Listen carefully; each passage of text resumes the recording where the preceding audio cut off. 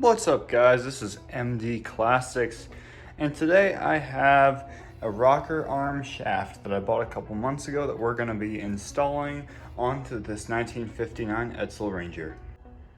I already replaced the left side off camera, so we'll just be focusing on the right side today. The rocker shafts being in good condition is going to be critical to get the proper oil pressure for the engine. And not having proper oil pressure, especially on a Y-block flat tappet V8, is not a good thing. I'm going to start off this one by taking off the bolts holding the valve covers.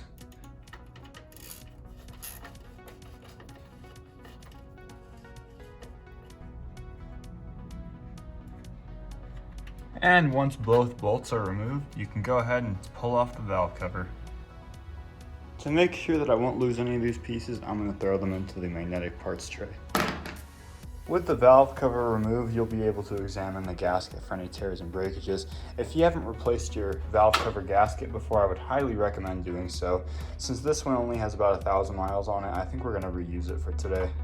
Under the valve cover, we have our rocker arm assembly, and this shaft right here is what we're going to be replacing today. It's going to be a total of 8 bolts to get that off, and then the oiling tube on the one side. So let's go ahead and start cranking these bolts off, and they are pretty tight because I remember I tightened these down pretty good. Make sure not to lose the washers as well while you do this. Now with all the bolts removed, we can gently remove the rocker arm assembly. Make sure to be careful not to drop any of the push rods down in there because they will end up under the intake and can really screw things up.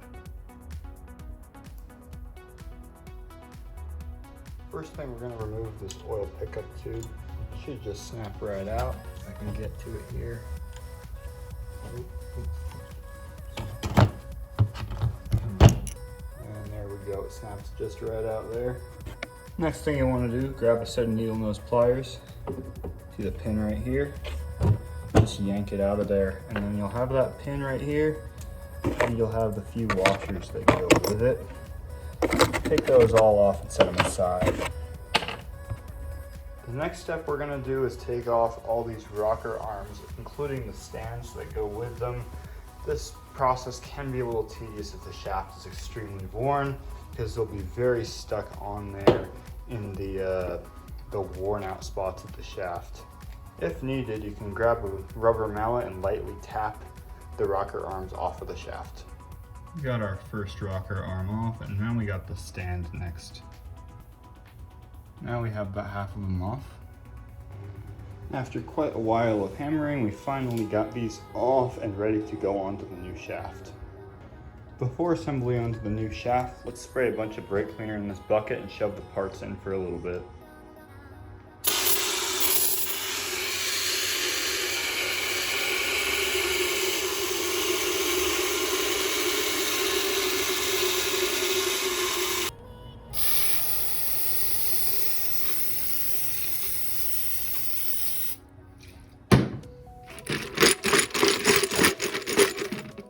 Here's a comparison between the brand new shaft and the old shaft.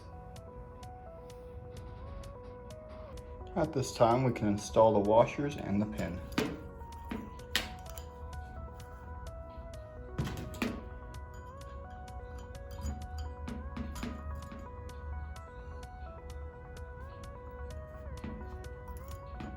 With the first quarter of the assembly done, you can go ahead and slide the spring onto the shaft.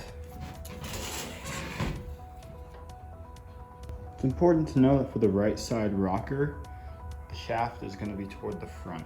On the other side, it's going to be toward the rear. That's why we have this big hole here that needs to be aligned with one of these stands.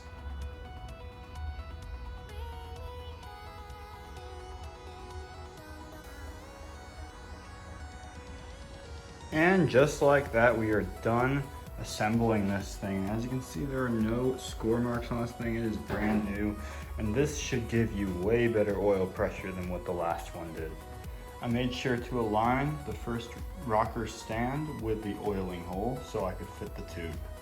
Because we already set the valve lash a while ago, this should be totally fine to put back in with the lash the way it is. If it does make a little more noise than usual, I'm gonna go back and adjust it, but for now, this should be a good baseline. With everything back assembled and aligned, you can go ahead and start tightening down the bolts.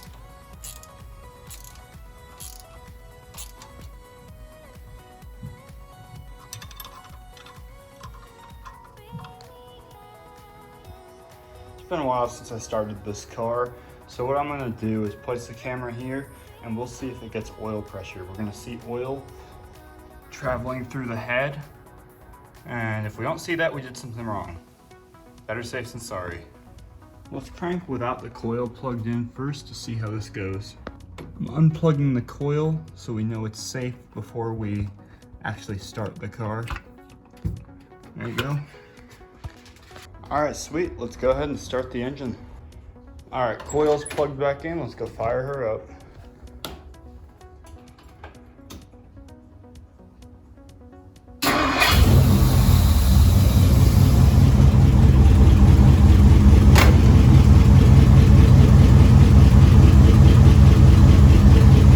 Give it 5 more seconds. 5 seconds later, and I'm already seeing some oil in the head. Most of it drained back down already, but you can see they are wet down there. So I think we're getting oil pressure, guys. Let's go ahead and put the valve cover back on, making sure the orientation matches the other side. Now that the bolts on the valve cover are back on, we can conclude our repair for today. Thank you guys so much for watching, and stay tuned for more content. I'll see you guys in the next video. Thanks. And if you haven't yet, subscribe, because we have many things coming to the channel very soon.